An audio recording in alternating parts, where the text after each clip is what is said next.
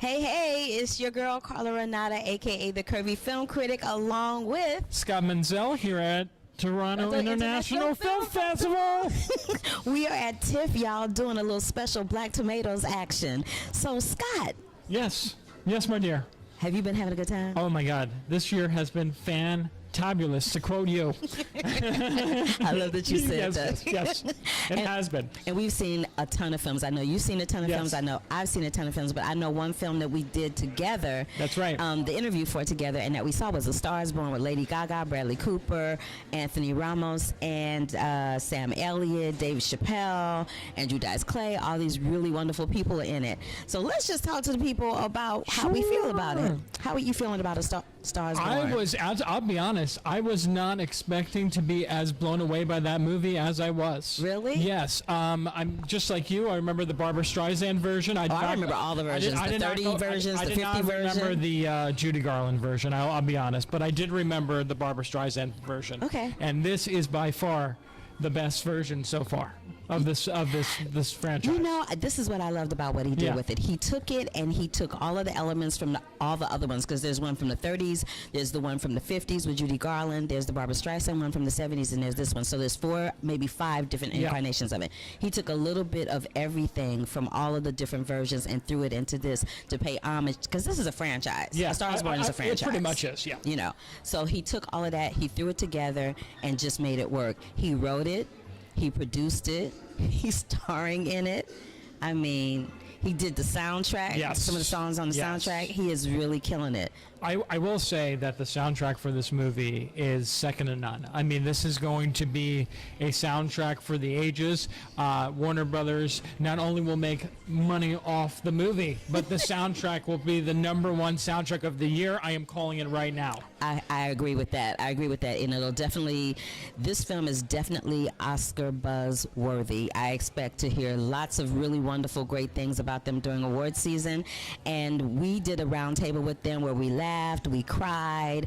It was really wonderful. They were a beautiful group of people. I love the fact that Lady Gaga came up to every one of us afterwards talked to us and a little before. bit. Yeah, afterwards and and before. She shook our hand first, and then she came up and talked a little bit to each of us and gave us all hugs. I mean, that just shows how a real down-to-earth person she is, and that she felt the emotion that we felt towards the film, and I thought that was incredible of her to do. Absolutely. So listen, you guys, take a listen to the interview. Scott and I were both there. I've edited it and made it really lovely for you to listen to. She's always on top of things, isn't she? She's so on top of things. I can absolutely, without a doubt, tell you right now, A Star Is Born is Oscar buzz worthy. It debuted at the Venice Film Festival last week. It's at the Toronto Film Festival this week. And so am I and Scott Menzel. We had an opportunity to sit down at a roundtable discussion with some other digital journalists, with Bradley Cooper, Lady Gaga, Anthony Ramos, and Sam Elliott. We laughed. We cried. We asked Bradley about his artistic choices in terms of being a writer, director, producer, and star of the film. We talked about their musical inspirations. And this is a group of people that they genuinely enjoyed loving on each other and working with each other. Take a listen. Bradley, hello. Hey. I'm that chick. So let me just say all of y'all were wonderful, wonderful, wonderful. I'm a huge fan of this film. I've seen every single solitary version of it. So having said that, I wanted to know why the decision was made to include backstory for Allie and Jack, because I know in previous versions there wasn't a backstory on the family. But in this one there is. Movies I like are movies where you get to know people, and you're right about that. I remember watching the James Macy going, I don't know anything about him, which was kind of incredible that I cared so much about his character when you don't know anything. You know, it was kind of wonderful. And in the writing process of this movie, I thought about that, you know, and then but just what the story that I wanted to tell just didn't, the demands were not that. You know, it was, I really cared about telling a true love story, and one that, in order to tell a true love story, it all comes about what happened before it, what made you the person you are, and specifically with these two characters, this relationship, it's about trauma as a child, and then how that's one of the sort of themes that I was playing with in the movie. You know, how that dictates your behavior for the rest of your life. So it really, because of that, branched off into kind of like a different story, really, than the other ones. I loved it. It was everything. Yeah, and you, oh my God, you can sing anything. I can't even. I can't. Thank you so much. That's very humbling. It's ridiculous. Go ahead. You should have been on set. And then, like, we all would just look at each other like, what? When we stopped crying, you know, when she was saying.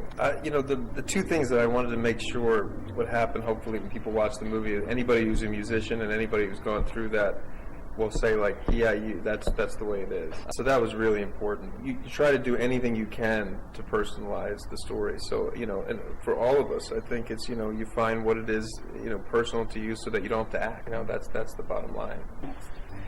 Bradley was in the studio all the time, working with us and helping to craft the soundtrack. And, you know, the Jack's sound and who he is as an artist completely came from him. And it was so exciting for me to watch as a musician. And I remember he came into the studio one day and we were working on something for him. And he was like, this isn't Jackson's sound. This isn't what he sounds like. And I was like, oh, okay. I got a musician on my hands, you know. And it provided for such an inspirational experience. I mean, he had his hand in absolutely every single thing that was a part of this movie. It was tremendous. It was tremendous to be in the midst of.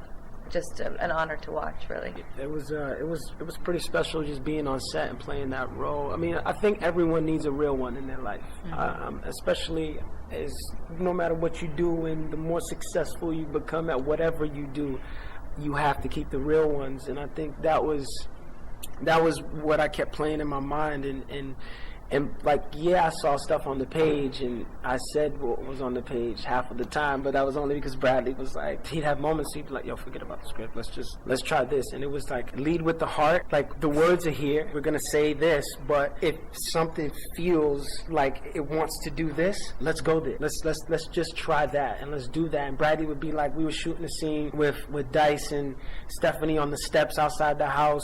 I think it was one of my first days on set. I was like nervous, I'm like, what's that with, you know, with these, you know, incredible actors and director, and Bradley's like behind the steps, like this with the monitor, and we cut, and he's like, yo, all right, and he's all up in it, and just try it this way, move here, let's feel her, she's leaving, man, she's leaving, like, you know, and then Dice is, you know, and we're working together and great, and then Bradley just sneaks right back behind the steps, and you know, and you can feel your director when you feel your leader there with you, and you just feel safe. You feel safe enough to just run around like a kid. It's like a parent with their kid, and they're just like, here's the playpen, just do your thing. I'm right here, I'm watching. And when you have that, it's like, oh, look, we can fly. I can do anything, you know. So yeah. In your documentary, 5'2", you say, I can always bring my past with me, but I can never go back. For all of you, what is the one thing that in your past that you would want to go back to, if you could? Sam? Sam? I had such a blessed career and it's gone on so long. There's a lot of things I'd like to go back to. I'd like to go back to my mom. I'd like to see my mom again. Thank you. Anthony? You know, I'm like, you know, I'm 26, man, you know, so I'm still young, right? But yeah, but you can do a lot of stuff in your 20s that you wish you did never. No, you look, you right, you ain't lying. You ain't never lied about that. But you know, I think, you know, I didn't have, I guess, just a moment that I think I always want to go back to are the most innocent moments, man, when I was a kid and I just wasn't worrying so much about life, because somehow things have always worked out the way they needed to, and I think as a kid, you know, you're fearless, like, you know, those moments. You know, we had a wrestling federation in the backyard. I grew up in the projects in Bushwick in Brooklyn, and we're like a bunch of heathens wrestling on this like concrete with the jungle gym, but we didn't care.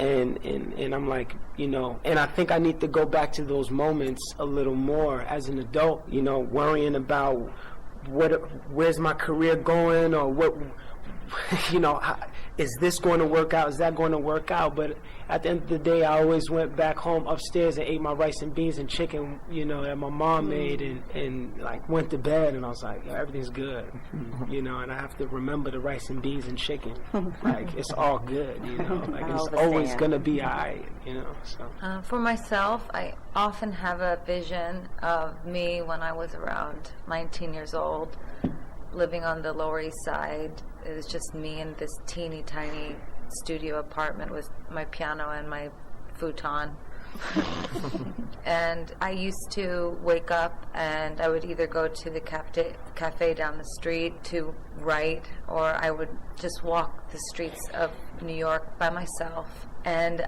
I was just dreaming, and I had no idea what was in store for me, but I loved the freedom of not knowing. And I think something over the years, as my career has progressed, you start to have some idea of how things are going to go, and you experience things that you've never experienced before. I miss the innocence that I had. I needed that for this character, and so I guess what it goes back to what Sam was saying, and also what Anthony was saying, is that it's your past that makes you who you are. Mm-hmm. But I would say that independence of being alone and just being a singular artist by myself with nobody around me, no manager, no stylist, no hair and makeup, I miss that time. When you said the question, I thought, well, I go back all the time. Mm. Yeah, I mean, that's a beautiful thing about imagination. Mm. Hell, I go back all the time, various things. I was at Bruce Springsteen last night in New York. I don't know if any of you have gone to see his show, but that's what that whole show's about. He takes you back to the tree in his neighborhood and sitting there with his father. And we're just so lucky we get to be in a profession where we get to do that for a living. But man, I spent half my day doing that. Although I do have to say, I just thought of it. One Halloween, Amy Poehler and I in New York, I went in drag, and she now I remember that. Yeah, I walked in New York City, and I was like, oh, I feel like a woman. Yeah. But it was hard to find shoes that fit 13. Yeah, I needed more prep. I needed more prep time. And my friend had this incredible wig, so I just took her wig. Yeah. Ever since we left the Venice Film Festival, it was almost like we were on this extreme high, and I got home and I just dropped, and all I could think about was the film, preoccupied in my mind so deeply. The film affects me so much every time I see it. I kept thinking about the suicide scene at the end. I've actually been listening to Bruce Springsteen, Dancing in the Dark. That song actually plays back to my childhood. My father used to swing me around and dance with me to Bruce. So that's what I've been listening to. Because, even through the darkness, we can keep dancing. There's an artist, he's on the come up, this guy named Ben Rector, and he's one of the most beautiful storytellers I've listened to yet. He's got this song called The Men That Drive Me Places, and I tell the story now at the end of my shows at the Encore. I had this driver in LA named Chris who told me that he came from the Philippines to LA to become a bartender, and he has achieved his dream. And then I said, oh, so you're driving in the mornings? He's like, yeah, I do this so that my sister can come from the Philippines so she can study to be a doctor, and she doesn't have to worry about her housing or anything. So, and the song is just about, it's like, this song is just, isn't that just the way it goes? You dealt a good hand and you get celebrated. Oh, how am I the only one who knows? I'm half the man of the men that drive me places. Mm-hmm. And it's just about how we, there's so many unsung heroes, and it's like we should never take for granted the guy that's like holding the door for you, or the woman that's like, or the man that's like, what can I, you want another glass of water? These people are helping us live life and get to the next moment and get to the next step. And everybody's got a story, so that's kind of who I've been listening to, It sounds like that was deep. It's all deep around this too. Yeah, really. I wouldn't single out any particular piece of music or any artist. It's really, I sit in these interviews and I've thought about it before while making this film. I started singing in a church choir when I was 4 years old in Sacramento, California. My mother drugged me to a congregational church. I sang all the way through grade school, middle school, high school, college, and I always thought that maybe I was going to end up having some sort of a singing career. Just probably, fortunately, that took a fork in the road and ended up acting. But I thought about that a lot when I was making this film. I was like, what the fuck happened to that singing? Listen to all these geniuses sing, and listen to this guy over here that's talking like me and singing like maybe I might have sounded, and it's like, wow. Music is just the greatest, and I just, God, what a gift to be part of this whole thing, and particularly to be anywhere in the same proximity as Stephanie. It's just been mind-boggling.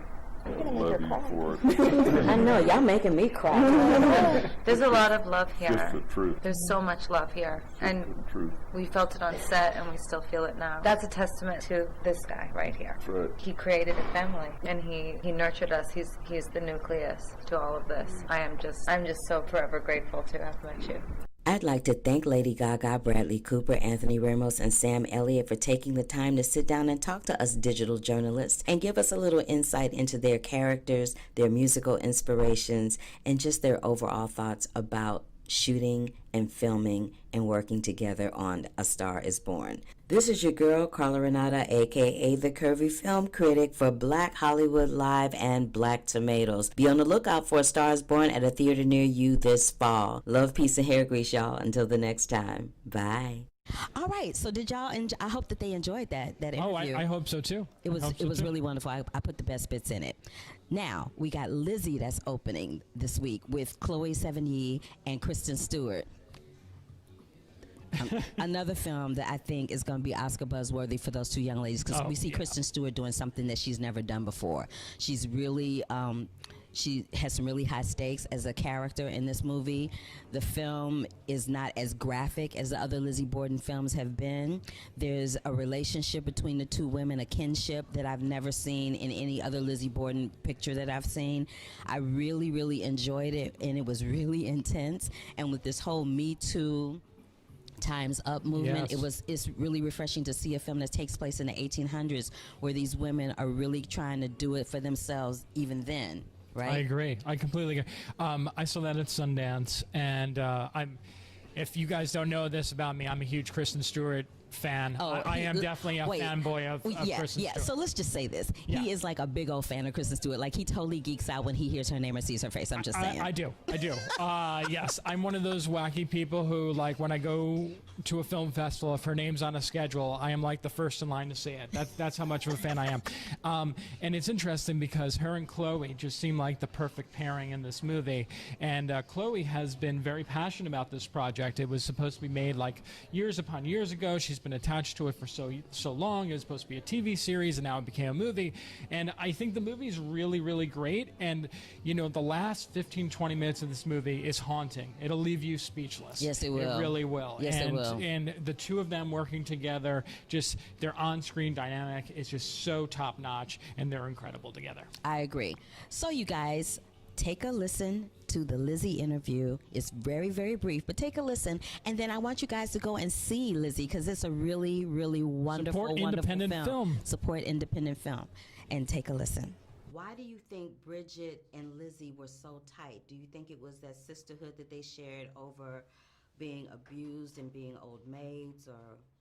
I play somebody who comes from extreme poverty and is subject to her employer and has to take whatever abuse he would like to dole out. And the idea of saying anything is asinine. And, there's another girl who's witness to that, who's been dealing with her own version of, like, privileged oppression her whole life.